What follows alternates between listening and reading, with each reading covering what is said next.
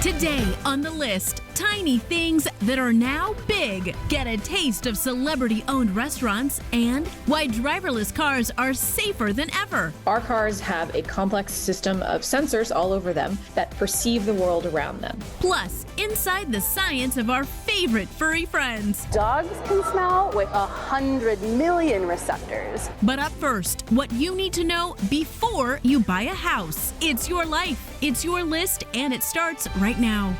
Hey friends, I'm Christina Guerrero. And I'm Jimmy Rhodes. And KG, the real estate market right now is just kind of weird. Yeah, absolutely. Interest rates are continuing to climb. Sometimes it's a buyer's market, sometimes the seller's on top. When everything's changing so fast, it can make you crazy. As I said, it's weird. So we sought out expert advice on how to navigate a housing market in transition. And that's our featured story at the top of the list. The housing market can be maddening to predict. So what do the experts think? I think it's an excellent time to be a buyer, so much so that I just bought a house. Hey, it's our pal Trevor Halpern, President and CEO of Halpern Residential at North & Co. You're going to have sellers willing to concede on a number of things, including price. We're running down the best strategies for the current housing market. And let's start with what's not only the elephant in the room, but an elephant in the room that's smashing all your furniture.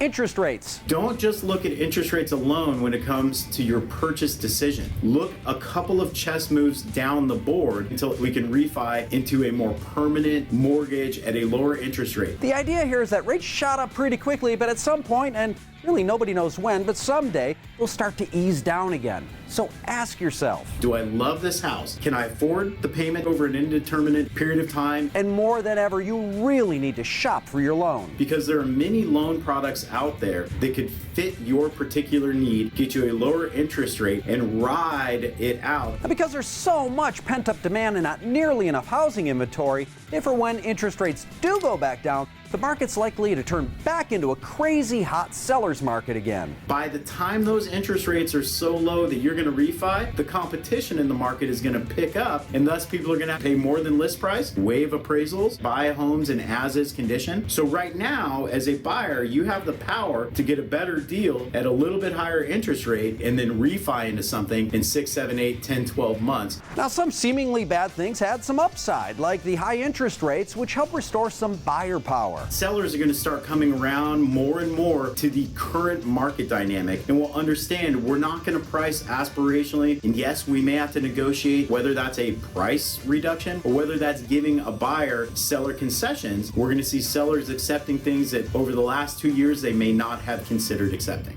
The other bad thing with upside, the red-hot housing market of these past few years means you may qualify for larger loans. The conforming loan limit in nearly every municipality across the country just went up dramatically. A conforming loan is a mortgage that meets Fannie Mae and Freddie Mac guidelines. What that means for you as a buyer is that you can get a conforming loan at a much higher price point, which allows you to put as little as 3% down, 5% down, and with loan limits adjusting dramatically.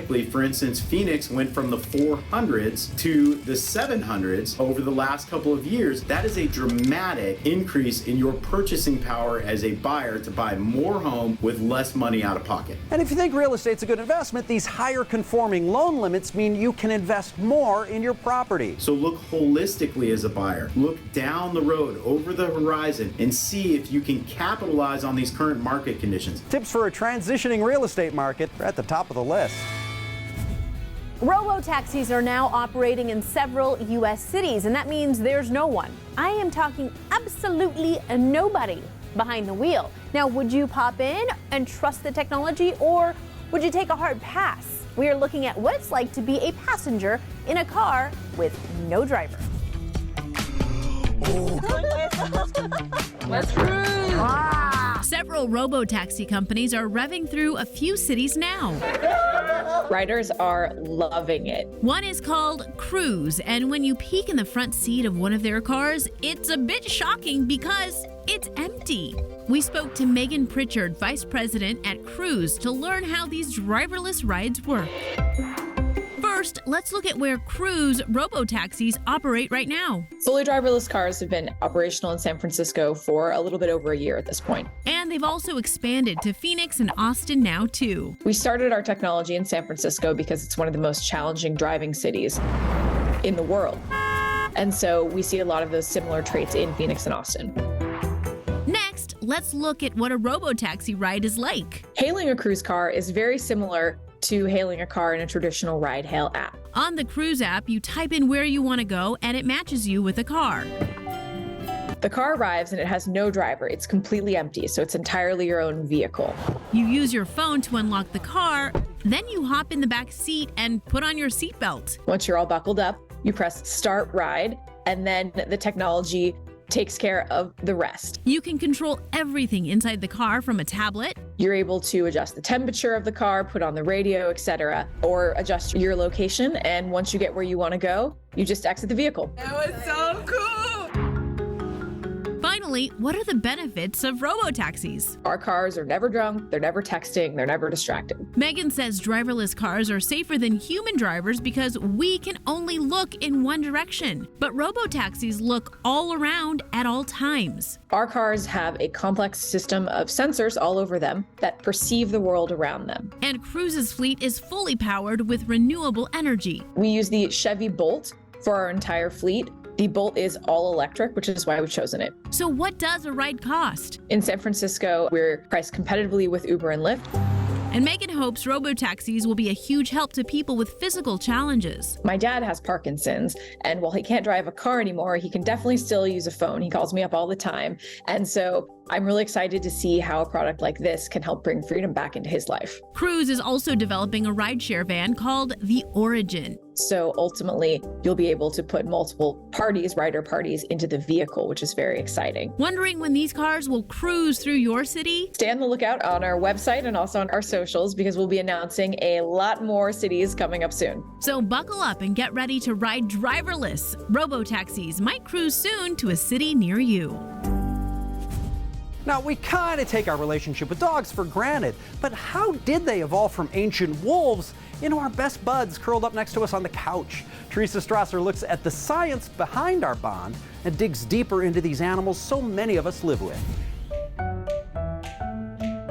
Sure, we bring them into our houses and love them like family, but how much do we really know about Fido? Is it true that dogs evolved from wolves? Dogs definitely evolved from wolves, and from that wolf, we now have hundreds of different breeds today. Different characteristics like longer or shorter faces and snouts, longer legs, faster dogs. To see how dogs experience the world, we headed to the Arizona Science Center to check out Dogs, a Science Tale exhibit, and spoke to Sari Custer, Chief of Science and Curiosity. For starters, they tell time with their noses. If you can smell, let's say with 400 receptors, dogs can smell with 100 million receptors. So for example, my family's at home and your dog's staying home when you leave the house, they sense that smell starting to go away. Since stronger odors are often newer and weaker ones are older, they may think it's about time for my family to start coming home, and that's why the dog would be waiting for you at the door, because they're sensing time, but based on that level of I smell. love that. They're smelling that its mom comes home o'clock. their super sense of smell is important because a dog's vision is 20/75. What we would see at 75 feet away, they'd have to be at 20 feet to see the same. They see colors differently as well. They don't have certain receptors that we do. We have RGB, so red, green, blue receptors. Dogs are red blind, so they can perceive in yellow and blue tones. If they wanted to see green and red, they would see those in gray tones instead.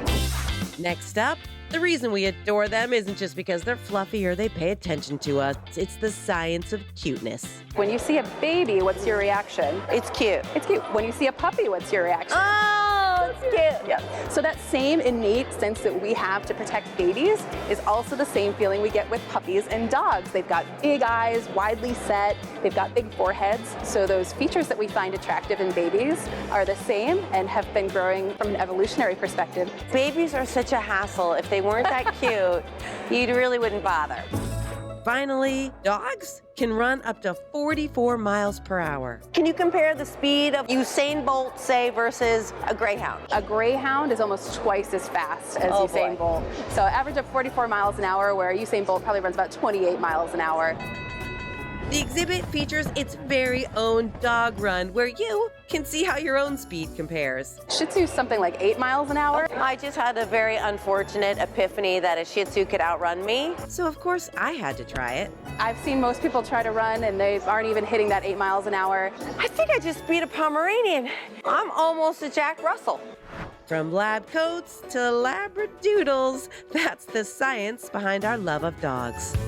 Still to come on the list, shrinking the world, the miniature trend, and celebrity-owned restaurants across America. Try my glorious Cosmo. I honed that recipe to perfection. Plus, hey yo, what it do, baby boos? The Emmy-winning school that's back in session. It's really great to see Abbott Elementary just really connecting with people. All that and more ahead on the list. Welcome back, friends. You know, the expression mini trend may make you think we're talking about a short-term fad that's only affecting a small number of people. Au contraire, at least in this case, because by mini trend, we're talking about celebrating miniaturized versions of our favorite things, from itsy bitsy cooking on YouTube to the red hot mini toy category. We are checking out the trend that's big on tiny, so lean in close and take a look. From cooking videos on YouTube to tons of tiny toys on TikTok, the mini trend has become enormous. It's that emotional touchstone that people just can't seem to break away from. And I think the more they see, the more they want. Alan Dwarfman, founder and CEO of mini toy company Super Impulse, shows us the playful side of the mini trend with toys. We introduced the world's smallest line in 2014 at New York Toy Fair. It was such a sensation that people treated it as if they'd never seen it before. Alan is one of the pioneers of the mini toy trend. If you've seen the mini Barbie dolls, Alan's company probably made it. The world's smallest spirograph. So this is a full spirograph set. It comes with 10 different gears and pencils and putty. World's smallest toys are all functional, just like their full-size counterparts. There are action figures like Hello Kitty. These tiny toys are social media superstars.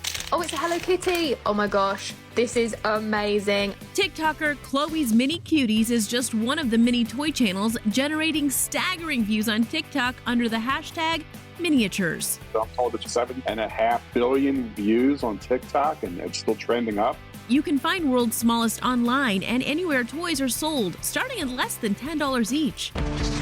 Next up is the world of mini cooking.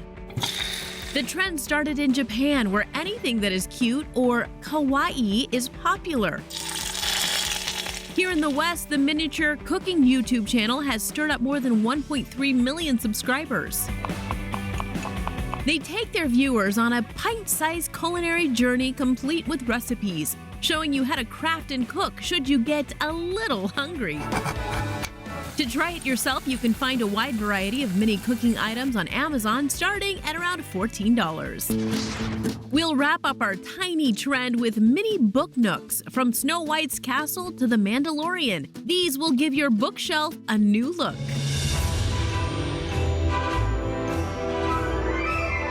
Designer and master craftsman Dalen Craven's YouTube channel, Random Making Encounters, shows viewers how to create their own tiny book nooks step by step. All of the stonework is regular insulation foam. His creations go from simple to detailed and high-tech, complete with LED lighting and sound.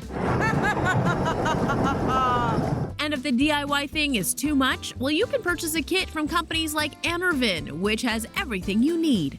From the tiny toys of TikTok to a little takeout. It's for you. Aw, thank you. That's the mini trend. Okay, two things folks always get excited about: food and famous people. So today we're mixing stars with sweet and savory as Teresa Strasser looks at some of the best celebrity-owned restaurants across America. Hey, Teresa. Thank you. From coast to coast, these spots combine fame with food. Coming in at number 1, Wahlburgers. With the Our Burger, one of the things we wanted to make sure was the layering. By the time you get to that meat and that cheese, you have things that are going to cut through the richness. The first location opened in 2011, founded by chef Paul Wahlberg and two of his brothers, Hollywood star Mark Wahlberg and New Kids on the Block member and actor Donnie Wahlberg. Trying to keep it in perspective. If we really take a moment and think back through our lives and all we've been through. The restaurant's menu is inspired by real family dishes from the Wahlberg kitchen. We make our own pickles. We make our own wall sauce. In 2014, the family began franchising, and now it can be found in more than 20 states across the country. It's always been one of our goals to open up right here in our backyard and have it within walking distance of our childhood home. To find a location near you, visit Wahlburgers.com. At number 2, Michael Jordan's Steakhouse. We feature dry-aged beef, hand-selected. And then we like to really showcase local product as best we can. In 1998, the 6-time NBA champion opened his first restaurant in Chicago, and it's now available in other states. The menu includes seafood soup, salads, cocktails, and more, but the main star of the plate is the steak. My favorite menu item is something that we've been doing for Michael Jordan for about 15 years. It's a dry-aged Delmonico steak. It's definitely our signature dish here. To find out more about the menu, visit michaeljordansteakhouse.com. And last on our celebrity-owned restaurants list is Estefan Kitchen Orlando. Embrace the music, embrace the flavor, the culture, the food. This location is not only a restaurant, but a nightclub and entertainment venue founded by international artists Emilio and Gloria Estefan. Live music, dining, happy hour. The menu includes tons of authentic Latin dishes, drinks, and much more. Try my glorious Cosmo. I honed that recipe to perfection. For more info, visit EstefanKitchenOrlando.com. And those are a few restaurants bringing fame and flavor to the table. Lots more to come right here on the list. Stay with us.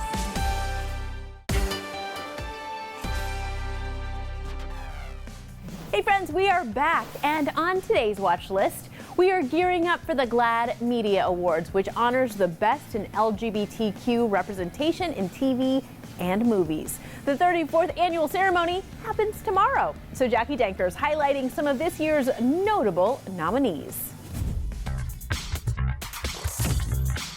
Let's show off some of the best when it comes to fair, accurate, and inclusive representation of the LGBTQ community in media. Let's show them who we are.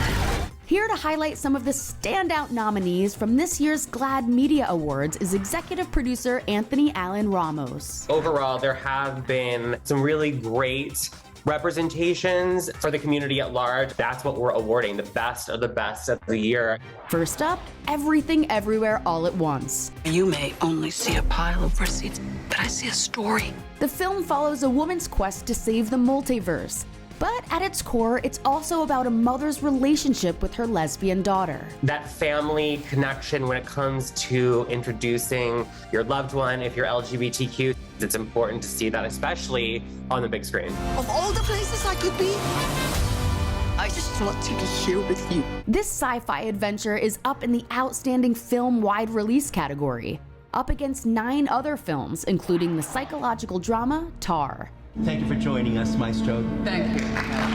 Kate Blanchett stars as Lydia Tar, a world-renowned composer and conductor on the brink of losing everything. She is in a relationship with another woman. It's very much just presented as a part of who this person is. It's one of those films that you can say, I've really never seen anything like this. We move on to a TV nominee up for Outstanding Drama Series, Star Trek Discovery.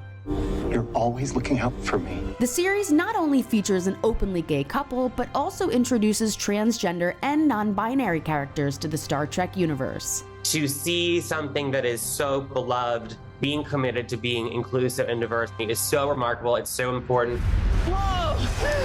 We're wrapping it up with Abbott Elementary. Hey yo, what it do, baby boobs? The ABC sitcom is up in the Outstanding Comedy Series for its inclusion of an LGBTQ educator. It's really great to see Abbott Elementary, just really connecting with people. And, you know, it has a great casual but well done LGBTQ storyline as well. See? Who told you learning can't be fun? The standouts from the GLAAD Media Awards are on the watch list. We'll be right back.